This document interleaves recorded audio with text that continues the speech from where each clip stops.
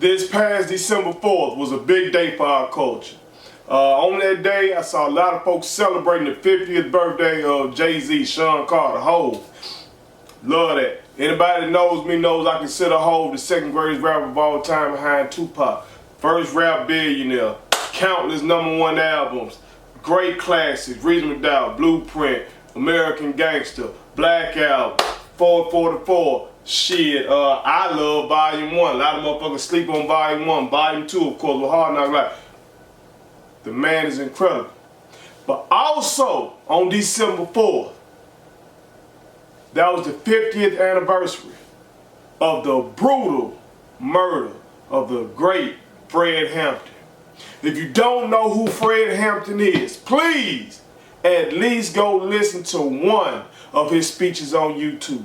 This man was a true revolutionary, and our government killed him at 21 years old. 21 years old. Look at this. Hov at 21 was selling crack. Hov's first album ain't dropped until he was 26 years old. At 21 years old, Fred Hampton was already a fucking revolutionary. He was the chairman of the Black Panther Party in Illinois. He was becoming really a nationwide figure. He's the type of motherfucker that would have been able to appeal to kids like me, who I could, like Common once said, we are the kids of crack and rap. You know what I'm saying? Like, it's different for us. You know, the Dr. Kings of the world and stuff like that, that church movement, it still changes lives, but for kids like me who growing up in a city that's impoverished and you seeing gangs and you see the effects of drug dealing and all that kind of shit, and you're tempted yourself to sell drugs, and you're smart, but you're tough and all this shit, you just don't know which way to go. Fred Hampton was that example that we needed. And the government knew that shit. So they had a damn snitch, they had an FBI informant. They drugged him. That man was unconscious in his bed. Chicago PD raided his home and killed him in cold blood and tried to cover that shit up and tried to act like it was justified homicide. No, the fuck it wasn't. Look the shit up. This man was a revolutionary. And you gotta ask yourself, why did the government allow the crack dealer, Hov, Jay-Z? He lived. You know?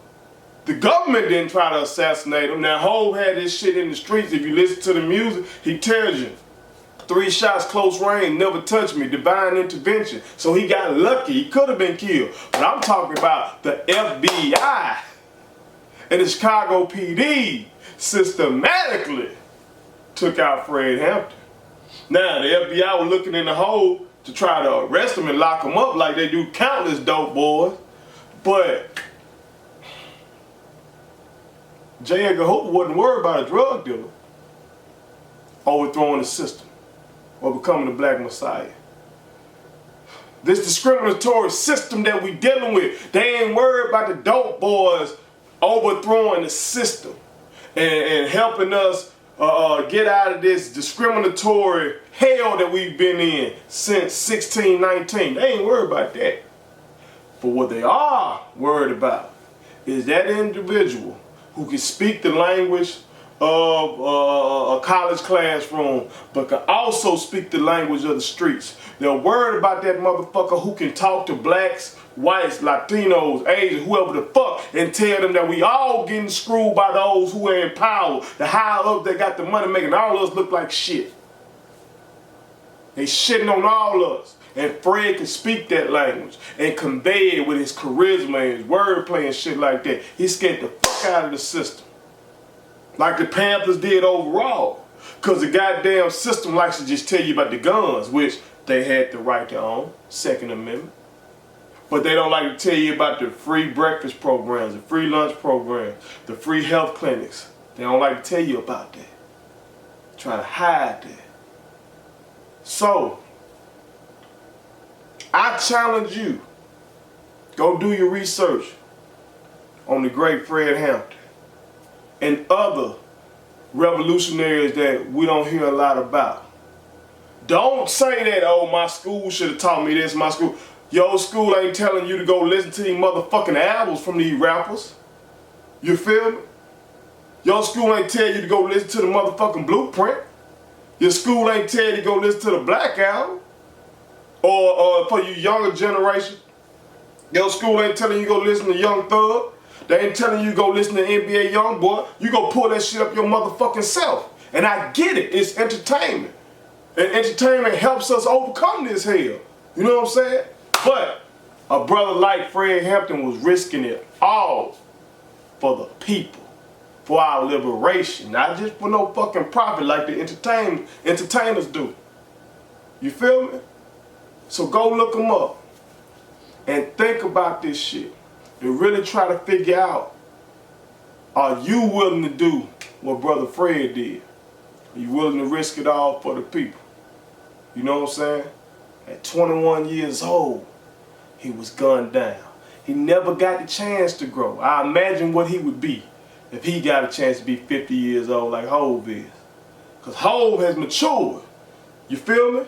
On his first album, Hov was talking financial independence and shit like that. But he'll tell you, he really wasn't just on this black liberation shit. You see him now with the dreads, you see him talking that talk and standing up 5'4". Hov wasn't just like that at first.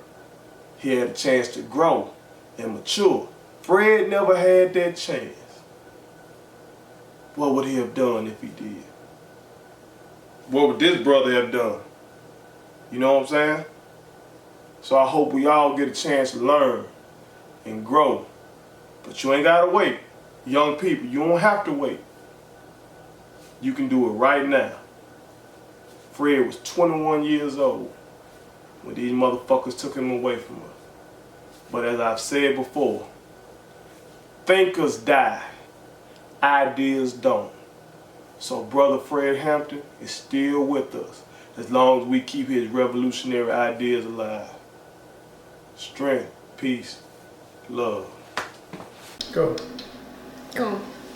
Subscribe to our daddy's YouTube channel. He's the best. Hit the like button, turn on the notifications.